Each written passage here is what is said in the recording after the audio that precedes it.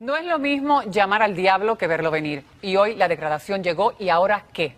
¿Cuál es el efecto inmediato para el gobierno, los bancos y usted? Y esto lo analizamos con el economista Gustavo Vélez. Buenas tardes, Gustavo. Buenas noches, Ismael. Buenas noches Digo, al buenas país. noches. Sí, claro. ¿Qué pasa ahora? Porque realmente vemos al gobierno que no presenta un plan específico sobre cuáles son los pasos a seguir inmediatos, más bien lo mantiene en secreto, pero entonces... El evento ocurrió, es muy triste, un día muy lamentable para Puerto Rico, para el país, para la economía. Y ahora yo creo que el paso debe ser empezar a articular un plan que le permita al gobierno mitigar los efectos a corto y mediano plazo de esta degradación. ¿Cuáles son esos efectos a corto y mediano plazo para los ciudadanos comunes? Sí, manteniendo las operaciones estables, las operaciones gubernamentales, que se pueda ahorrar la nómina del gobierno, el pago a los suplidores, el Banco de Fomento, que es uno de los elementos más importantes detrás de esta decisión, que señala Standard & Poor's de que está en una posición de debilidad, de liquidez, ¿verdad?, para poder apoyar el resto del gobierno. El Banco de Fomento es el agente fiscal del gobierno de Puerto Rico. Así que lo que estamos viendo es que el banco del gobierno está débil y en la medida en que ese banco esté débil no puede auxiliar a las corporaciones públicas, al propio gobierno central, y eso es muy peligroso porque al gobierno no poder acceder al mercado de bonos, que es el efecto inmediato de esta degradación, o accederlo a unos costos muy altos, unas tasas de interés muy prohibitivas. Ahora, ¿cómo tú puedes acceder a recursos para refinanciar deuda vieja, para honrar deuda que se vence próximamente y para poder seguir dándole oxígeno financiero a un gobierno que está en un déficit de 800 millones y una economía que está en su 8º año de depresión? Bueno, ¿pero qué puede pasar? Por ejemplo, ¿está garantizada la nómina en el gobierno?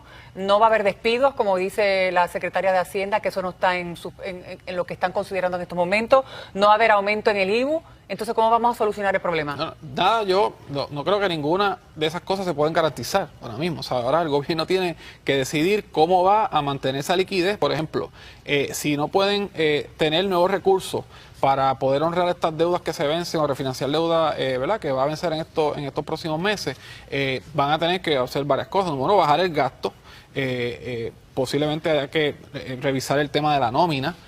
Quizás una reducción de la jornada laboral de los empleados públicos, posiblemente haya que buscar incrementar el impuesto al consumo, aumentar la captación, que en estos días yo señalaba que hay una evasión grande, que se pierden cerca de 800, 900 millones de dólares. Así que tienen que buscar una combinación, como te dije ahorita, que no provoque un disloque en las operaciones gubernamentales, pero a la misma vez no afecte la economía privada, que al final del día también somos el resto de lo que no estamos dentro del gobierno. Por ejemplo, la secretaria de Hacienda dijo hoy, en cuanto a lo de mejorar la captación del IVU, pues habla sobre ponerlo ahora a pagarlo en los muelles, pero entonces estamos yendo en retroceso a lo que antes no funcionaba, pues resulta que ahora lo que se dijo que iba a funcionar no funciona y vamos a ir en retroceso. Entonces, si no funciona algo, quiere decir que estamos haciendo algo mal, no vamos a regresar a lo que hacíamos mal de todos modos.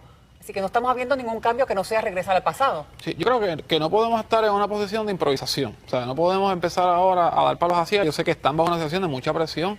Yo estuve, ¿verdad?, en la Fortaleza de Asesores, en una coyuntura muy similar a esta en el 2005-2006. Y lo último que se necesita ahora mismo es empezar a improvisar o buscar medidas que no guarden desde el punto de vista integrado. Sí, Mario, yo creo que hay que mirar esto con mucho detenimiento, mucha frialdad y hacer un plan coherente que haga sentido fiscal, que minimice el efecto, pero que no lastime la economía, ¿no? Y que no desestabilice más el sistema. Y con esto culminamos, porque se nos acaba el tiempo, pero preocupa el hecho de que para el gobierno, para el Ejecutivo, esto no lo pudo haber tomado por sorpresa, esto no vino a salir, ellos no se enteraron una hora antes de hacer la conferencia de prensa.